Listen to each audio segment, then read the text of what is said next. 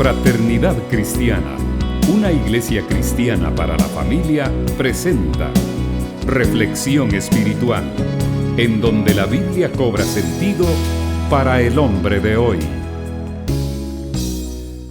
Buenos días, gusto verlos. ¿Cómo están? Hágame un favor, dígale a su vecino, qué bueno que vino. De veras, qué alegre que vino. Sí, estos son días de mucha actividad, de mucho convivio, mucho comercio. La gente sale de paseo, va de viaje, pero nos alegra mucho que no todos se hayan ido. Qué bueno que están ustedes aquí. Damos gracias a Dios por ello. Estamos viviendo una época en el mundo muy llena de situaciones difíciles. Seguramente usted conoce a alguien que ha sufrido y que ha pasado por momentos dificultosos. Yo acabo de recibir una notita que dice, solamente para notificarle el sensible fallecimiento de mi hija, Brenda Ernestina Castañeda Morán. Padeció de un cáncer en el estómago. Luchó, fue una mujer esforzada. Pero la voluntad de Dios se cumplió en su vida. Le pido oración por sus dos hijitos que dejó, Carlos Enrique y Cristian Andrés, de 11 y 9 años. A los 11 y a los 9 años, estos dos niños empiezan a padecer la orfandad. Son momentos difíciles en la vida. Aquí hay muchos que han sido huérfanos, otros que han quedado viudos muy jóvenes. Hay quienes han perdido su empleo en el momento más crítico de su familia. La situación se complica. El mundo está lleno de dificultades y es ahí cuando el huérfano grita socorro. Es cuando el afligido pide auxilio. Y es cuando el hombre busca a alguien que le ayude, que le salve. El mundo está complicado. Cuando Jesús nació en un entorno sociopolítico y moral muy complicado, muy parecido al que nos toca vivir a muchos hoy en día. Y el pueblo desesperado buscaba salvadores, pero no había quien les librara de la situación en que estaban. Así muchos hoy están con grandes problemas buscando un salvador, pero ya tenemos un salvador, a Jesús nuestro Señor. Él está listo para darnos la salvación que necesitamos. Mire cómo estaba el mundo cuando Jesús nació. Romanos capítulo 1, versículo 16. Pablo escribe y dice, a la verdad, no me avergüenzo del evangelio, porque es poder de Dios para la salvación de todos los que creen. ¿Habrá alguien acá que igual que yo, igual que Pablo, no nos avergonzamos del evangelio? Si no se avergüenza el evangelio, dele un fuerte aplauso al Señor. Dígale, yo no me avergüenzo del evangelio. La Biblia dice, yo honro a los que me honran. Y en cualquier parte del mundo donde estemos, jamás se avergüence del evangelio. Si alguien le dice, usted estaba con Jesús, diga, estoy con Jesús. ¿Usted de los que creen en Jesús? Sí. Creo en Jesús. No me avergüenzo del evangelio, porque es poder de Dios para la salvación de todos los que creen. De hecho, en el evangelio se revela la justicia que proviene de Dios, la cual es por fe de principio a fin, tal como está escrito, el justo vivirá por la fe. Estoy leyendo Romanos 1:18. Ciertamente la ira de Dios viene revelándose desde el cielo contra toda impiedad e injusticia de los seres humanos, que con su maldad obstruyen la verdad. Me explico. Lo que se puede conocer acerca de Dios es evidente para ellos, pues Él mismo se lo ha revelado, porque desde la creación del mundo, las cualidades invisibles de Dios, es decir, su eterno poder y su naturaleza divina, se perciben claramente a través de lo que Él creó, de modo que nadie tiene excusa. A pesar de haber conocido a Dios, no lo glorificaron como a Dios, ni le dieron gracias, sino que se extraviaron en sus inútiles razonamientos y se les oscureció su insensato corazón. Aunque afirmaban ser sabios, se volvieron necios y cambiaron la gloria del Dios inmortal por imágenes que eran réplicas del hombre mortal, de las aves, de los cuadrúpedos y de los reptiles. Por eso Dios los entregó a los malos deseos de sus corazones, que conducen a la impureza sexual, de modo que degradaron sus cuerpos los unos con los otros. Cambiaron la verdad de Dios por la mentira, adorando y sirviendo a los seres creados antes que al Creador, que eres bendito por siempre. Amén. Por tanto, Dios los entregó a pasiones vergonzosas. En efecto, las mujeres cambiaron las relaciones naturales por las que van contra la naturaleza. Asimismo, los hombres dejaron las relaciones naturales con la mujer y se encendieron en pasiones lujuriosas los unos con los otros. Hombres con hombres cometieron actos indecentes y en sí mismos recibieron el castigo que merecía su perversión. Además, como estimaron que no valía la pena tomar en cuenta el conocimiento de Dios, Él a su vez los entregó a la depravación mental para que hicieran lo que no debían hacer. Se han llenado de toda clase de maldad, perversidad, avaricia y depravación. Están repletos de envidia, homicidios, disensiones, engaño y malicia. Son chismosos, calumniadores, enemigos de Dios, insolentes, soberbios y arrogantes. Se ingenian maldades, se rebelan contra sus padres, son insensatos, desleales, insensibles, despiadados. Saben bien que según el justo decreto de Dios, quienes practican tales cosas merecen la muerte. Sin embargo, no solo siguen practicándolas, sino que incluso aprueban a quienes las practican. Esto lo escribió Pablo hace 2000 años. Pareciera que estamos leyendo una descripción de la sociedad nuestra hoy en día. Hoy tenemos problemas idénticos, gente con graves conflictos de identidad, hombres que no saben si son hombres, mujeres que no saben si son mujeres, asesinos, desleales, hijos rebeldes, secuestradores, extorsionadores, hombres y mujeres corruptos que hacen de sus organizaciones y de sus gobiernos una piñata en la que se reparten los recursos que no son propios. Esta situación era la que abundaba en la época en que Jesús nace. No era una situación fácil. El pueblo de Israel había pasado por el dominio del reino babilonio y con él habían recibido mucha idolatría. Pero vinieron otros reinos.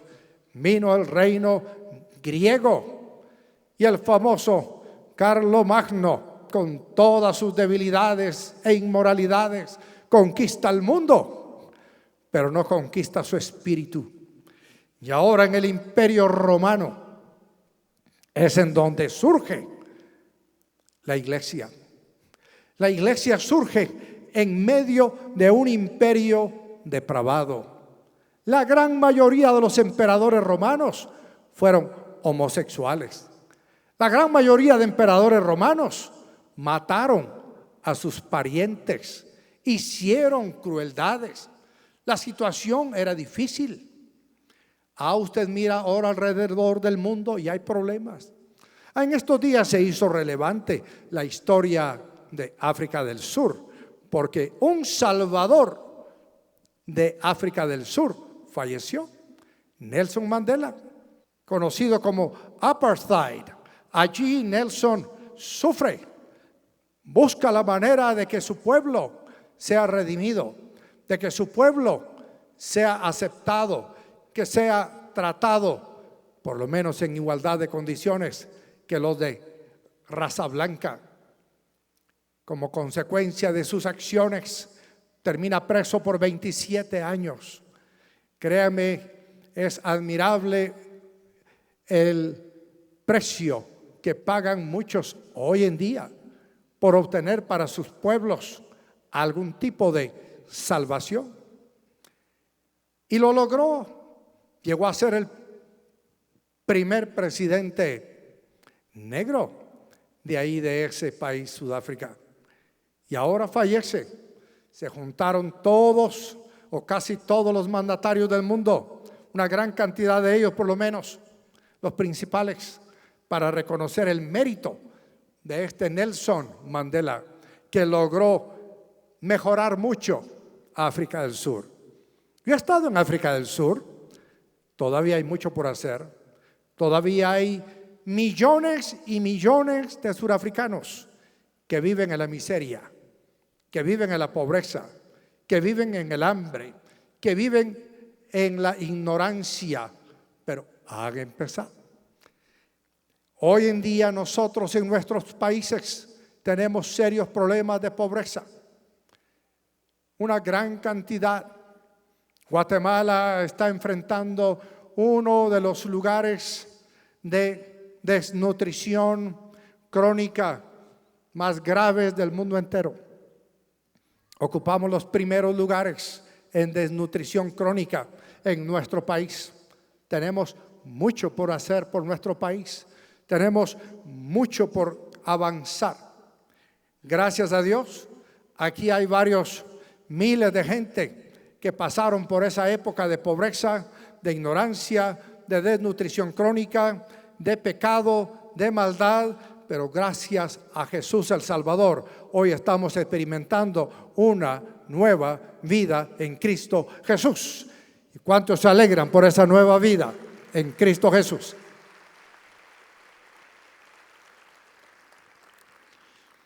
Sí, el apóstol Pablo dice en otro lado, muchos de ustedes miembros de la iglesia antes eran ladrones, pero ya no roban. Antes eran mentirosos, pero ya no mienten. Antes eran fornicarios, pero ya no fornican. Los que aquí estamos, antes éramos pecadores, pero ya no, por la gracia de Dios y por la fe en el nombre de nuestro Señor Jesucristo. Damos gloria a Dios por el cambio en nuestra vida. Solo Él ha hecho posible esos cambios. Mis amados hermanos, las circunstancias sociales, morales y políticas que tenemos hoy en día se asemejan mucho a las que tenía Jesús en su época. Hoy son otros los imperios, hoy son otras las personas, pero las situaciones son parecidas. Y Guatemala ha empezado a vivir una gran transformación, pero gracias a la predicación del Evangelio de nuestro Señor Jesucristo. En estos días recordamos el nacimiento de Jesús. Según Lucas capítulo 2, versículo 1 dice, por aquellos días Augusto César decretó que se levantara un censo en todo el imperio romano. Ese primer censo se efectuó cuando Cirenio gobernaba en Siria. Así que iban todos a inscribirse, cada cual a su propio pueblo. También José, que era descendiente del rey David, subió de Nazaret, ciudad de Galilea, a Judea. Fue a Belén, la ciudad de David, para inscribirse junto con María, su esposa. Ella se encontraba encinta, y mientras estaban allí se le cumplió el tiempo. Así que dio a luz a su hijo primogénito, lo envolvió en pañales y lo acostó en un pesebre, porque no había lugar para ellos en la posada. No tenía quizás idea María, o a lo mejor sí la tenía, de que la profecía decía que en Belén nacería el Salvador del mundo. Y Dios arregló las circunstancias para que al obligarlos el imperio a hacer un censo, ellos tuvieran que ir al lugar en donde había nacido David. José descendía de David, Jesús descendería de David, por lo tanto fue a nacer a Belén. A veces en la vida se dan circunstancias que usted dice, ¿y por qué? ¿Por qué me toca a mí ir a tal lugar? ¿Por qué me toca a mí viajar a tal parte? ¿Por qué me está pasando esto? Y es que la Biblia dice que todas las cosas ayudan a bien a los que a Dios aman. Para cualquier mujer embarazada era mejor quedarse en su pueblo, en Nazaret, con toda su familia, con todos sus amigos, que le ayudaran a la hora del parto, que le ayudaran con los primeros cuidados del niño. Pero no, tuvo que ir a Belén. Y allá le tocó dar a luz a Jesús en una situación muy especial, en un pesebre. Pero hoy en día, solo en Guatemala, hay miles de niños que nacen en ranchitos que parecen la posada de Belén. Ahí tienen sus gallinas, tienen sus gatos, tienen sus perros, tienen sus animalitos, piso de tierra, un techito modesto, toda la familia en el rancho, y ahí nace el niño. ¿O no se acuerda usted que así nacen los niños? En algunos casos tiran un lazo encima de una de las vigas y ahí se cuelga la señora hasta que nace. Me estaba yo entreteniendo esta semana leyendo un reportaje de lo que llaman el nacimiento vertical. Mujeres que dan a luz de pie. Pues le digo, bueno, en Guatemala aquí han dado a luz de pie a todo el mundo, en el interior, y ahí nacen.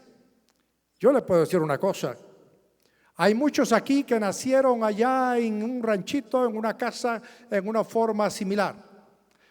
Pero así como Dios tomó a ese niño de ese lugar sencillo y lo levantó a un lugar de honor, Dios ha levantado a muchos aquí a un lugar de honor, porque Dios tiene gracia con los humildes. Él da gracia a los humildes y los levanta y los transforma y los bendice. Mateo 20:25 dice que Jesús los llamó y les dijo: como ustedes saben, los gobernantes de las naciones oprimen a los súbditos y los altos oficiales abusan de su autoridad, pero entre ustedes no debe ser así. Al contrario, el que quiera hacerse grande entre ustedes deberá ser su servidor, y el que quiera ser el primero deberá ser esclavo de los demás. Así como el Hijo del Hombre no vino para que le sirvan, sino para servir y para dar su vida en rescate por muchos. Sí, quizás su nacimiento fue como el de Jesús, muy humilde, muy modesto, en una casa pobre, en una casa de escasos recursos, pero todo ser humano quiere ser grande. Todo ser humano aspira a crecer. Todo ser humano anhela mejorar. Aquel niño de los arrabales que no tiene suficiente para comer, sueña con que un día tendrá suficiente comida. Aquel que no tiene útiles escolares para estudiar, un día sueña que va a tener suficiente para aprender. Jesús creció en un lugar sencillo y aspiraba como humano en su parte humana, crecer. Y Dios le permitió crecer, pero nos mostró el camino. Yo le quiero decir a usted, ¿usted quiere ser grande? ¿Usted quiere tener éxito? ¿Usted quiere triunfar? Hay un camino para llegar a ser grande. ¿Usted quiere ser de los primeros? ¿Usted quiere ser de los que están en la cima? ¿Usted quiere ser de los que están allá en la corona de gloria humana? Hay un camino. Y el camino se llama servir a los demás. Dígale a su vecino, sirva a los demás y usted será grande. Cuando usted sirve, usted se encamina a la grandeza. La gente verdaderamente grande es la gente que sirve. Es la gente que se detiene y da una mano al que está necesitado. Es la gente que ve a su empleado pasar por dificultad y le da una mano. Es la gente que ve a su pariente sufrir una necesidad y le da una mano, le ayuda. Y no solo con palabras bonitas. A veces la ayuda tiene que ser con dinero en efectivo. ¿Cuántos han ayudado a algún pariente en necesidad alguna vez? Eso es servir. ¿Cuántos han ido a ayudar a un pariente en necesidad cuidándole sus hijos? O a un vecino en necesidad arreglándole la casa, yéndole a comprar comida. Hay muchas maneras de servir. Si hay un enfermo, visitarlo.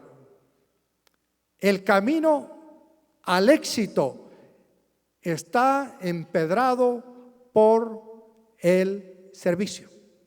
La gente que quiere ser grande tiene que ser gente que sirve, porque el que sirve, sirve, y el que no sirve, no sirve.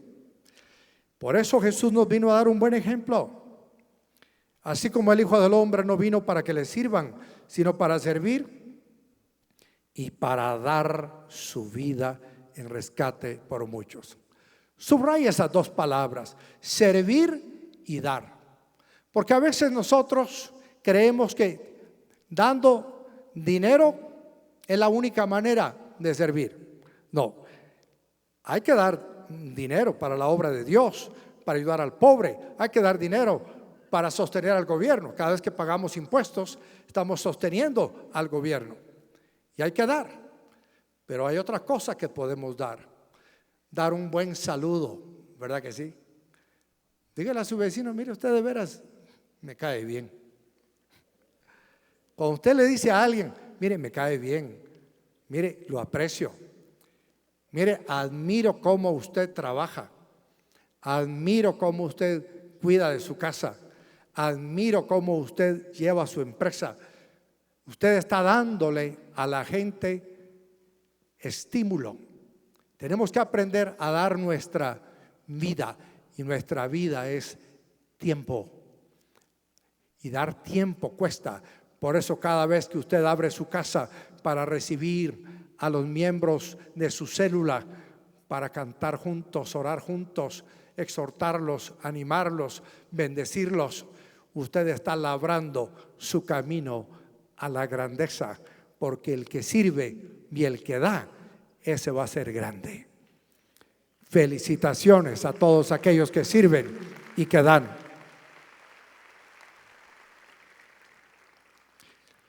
Ese fue el ejemplo de Jesús.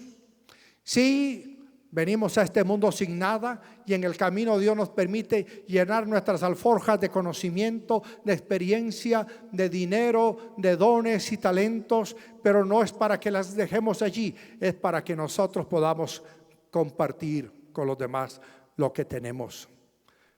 En Israel es esencial el río Jordán. Sin el río Jordán no hay cultivos. Sin el río Jordán no hay agricultura, porque es un desierto todo Israel. Pero en las últimas décadas ha florecido Israel gracias al agua del río Jordán. Pero esa agua que atraviesa todo el río Jordán y todo Israel termina en el Mar Muerto. Y en el Mar Muerto se estanca.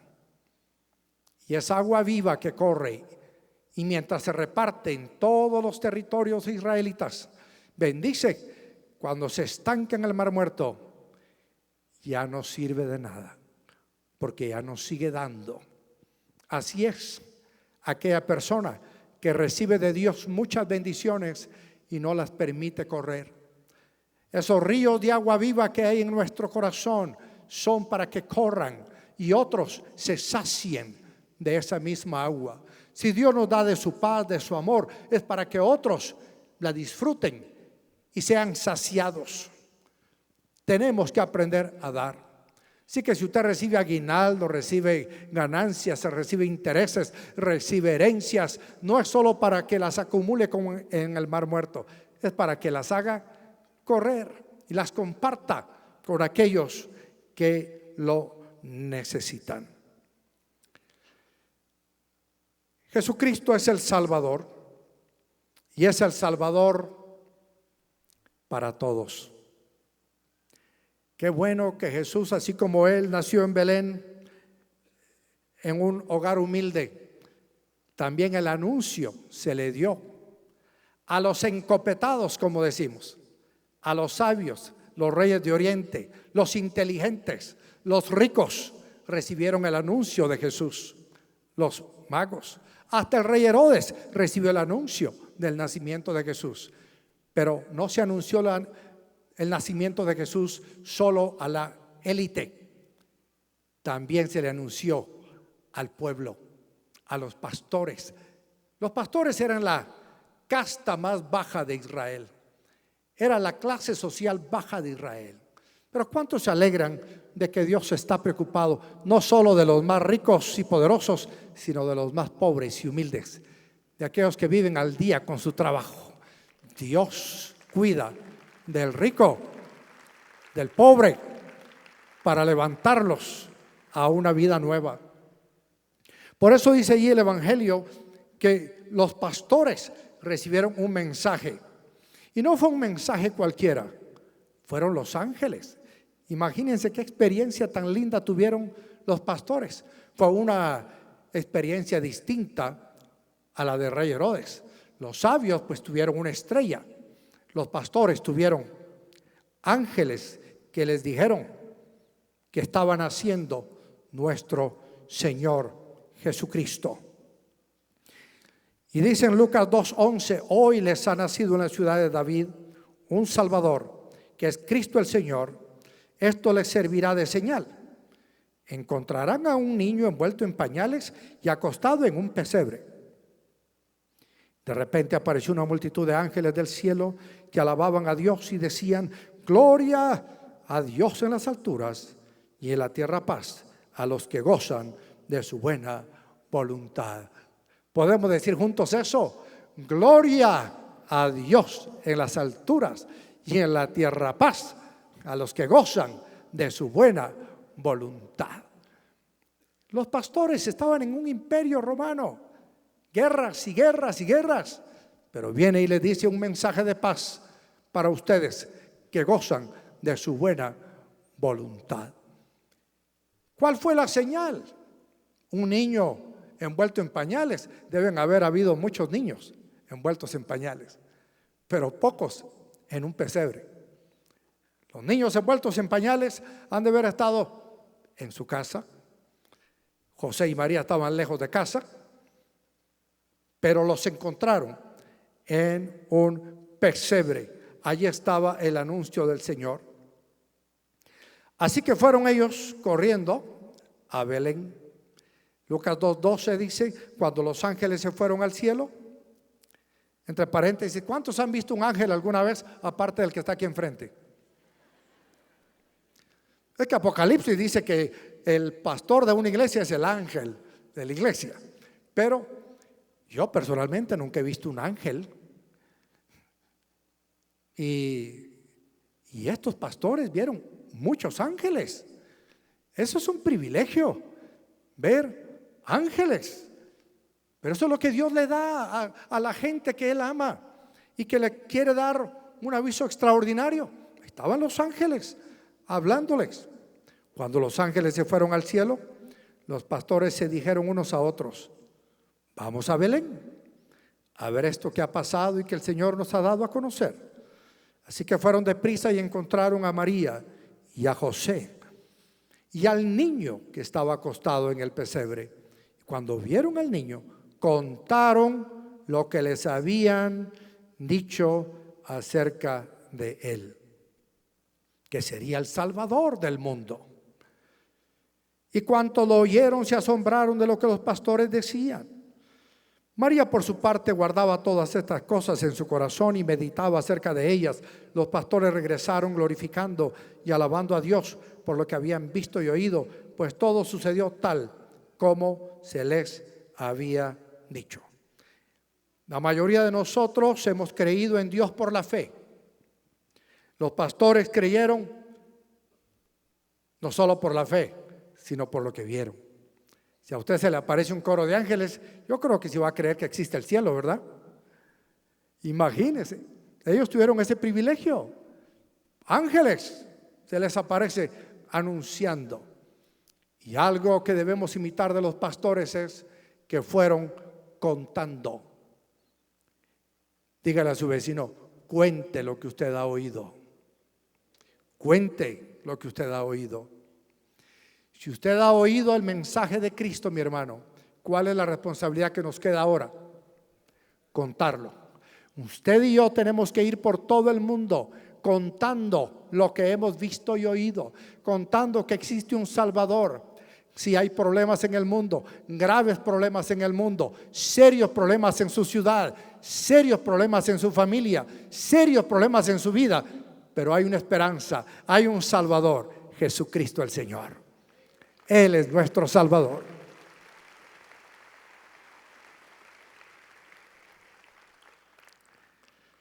La gran noticia fue y sigue siendo que ya tenemos un Salvador.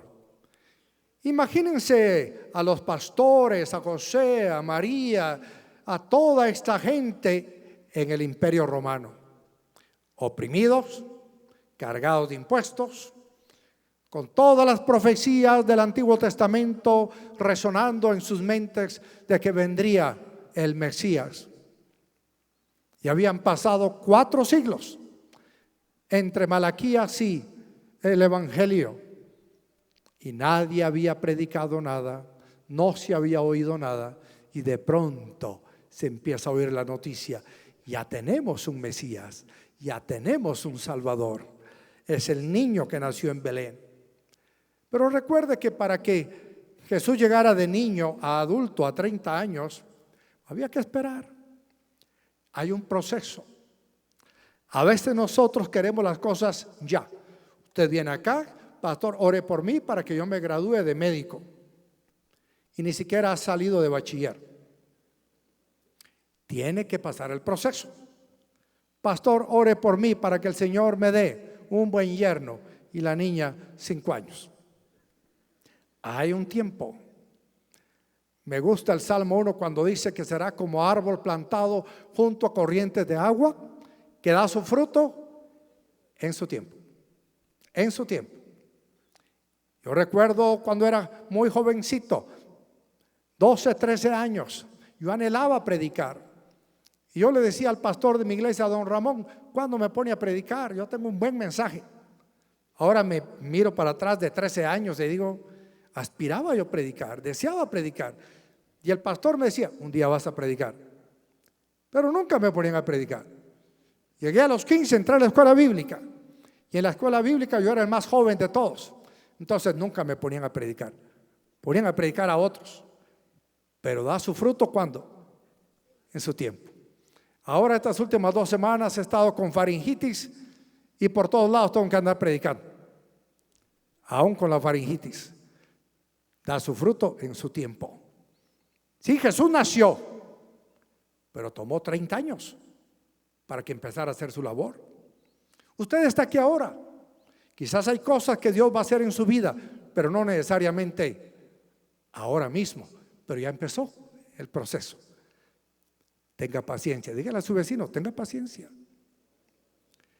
Porque por la fe y la paciencia se heredan las promesas. Es decir, hay que tener constancia. Recuerden que la vida cristiana es como una carrera de maratón. ¿En cuánto tiempo corre uno 42 kilómetros? ¿5 minutos? No. La carrera de velocidad pues es cosa de un par de minutos, 100 metros. Pero la de maratón, no, la vida cristiana es una carrera de maratón.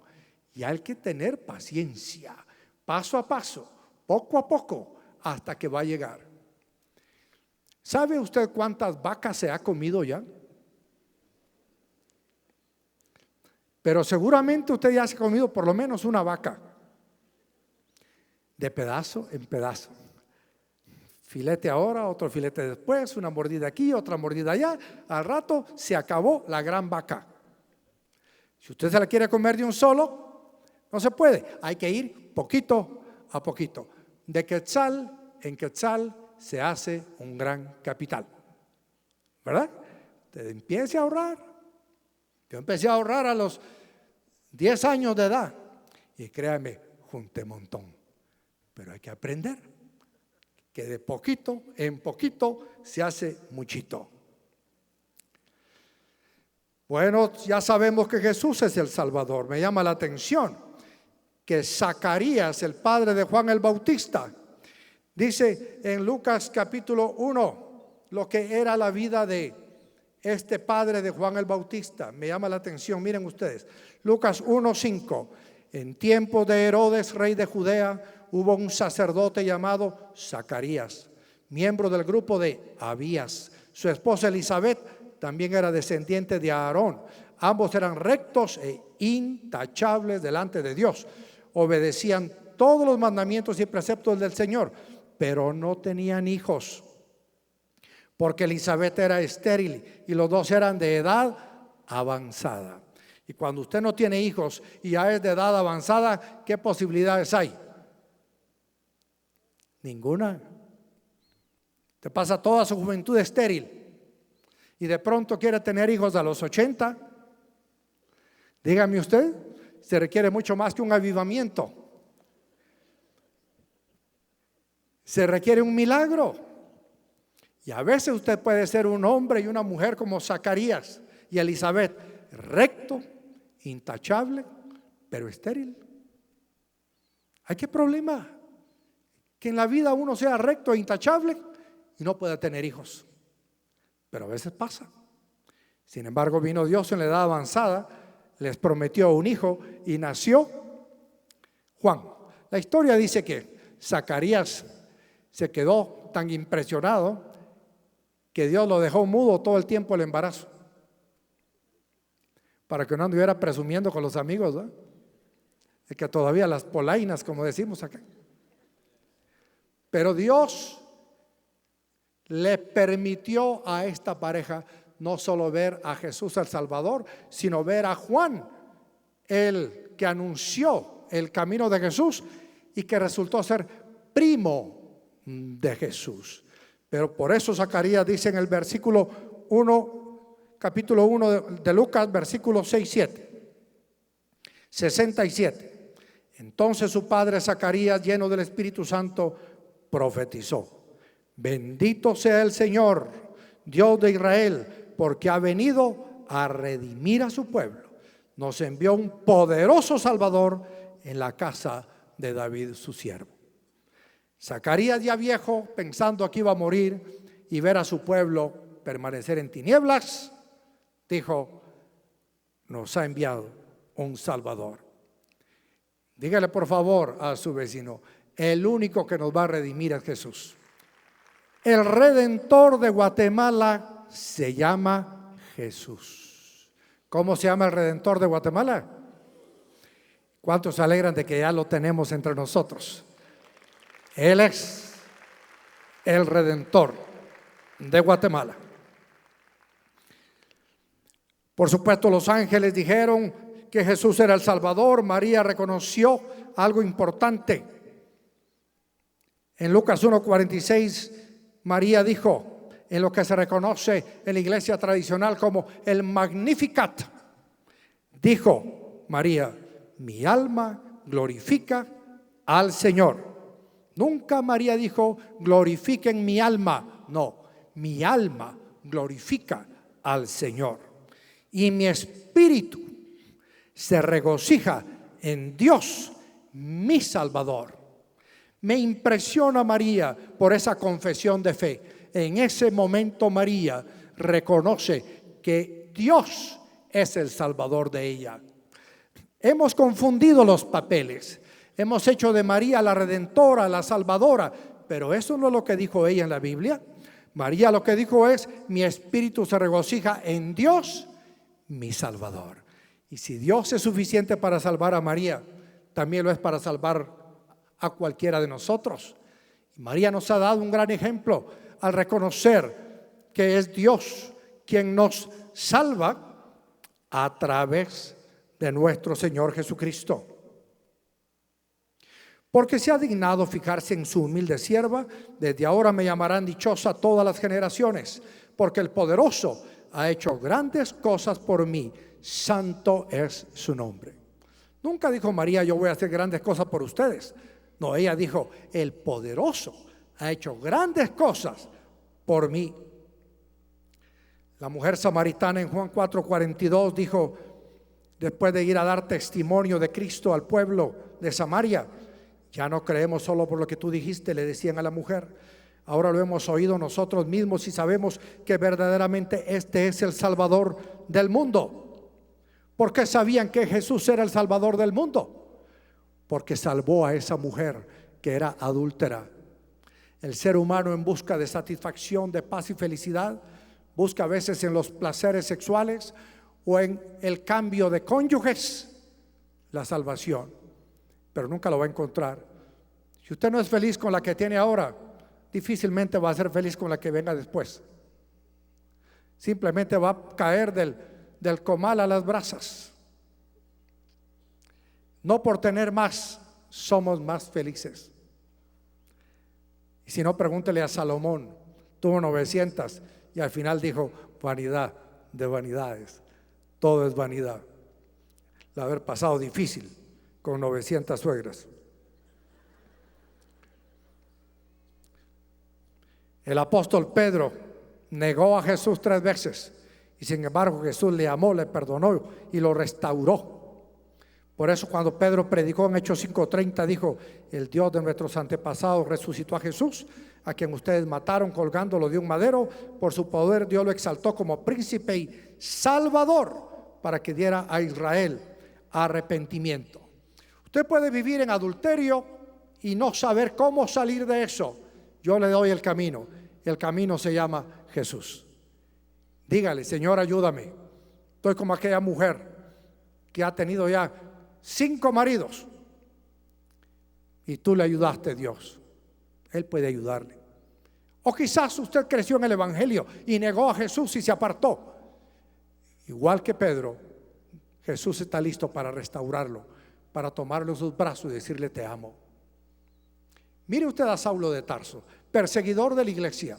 Y Saulo de Tarso viene y se encuentra con Jesús en el camino a Damasco. Y por eso dice en Romanos 1:16, no me avergüenzo del Evangelio, porque es poder de Dios para salvación a todo aquel que cree.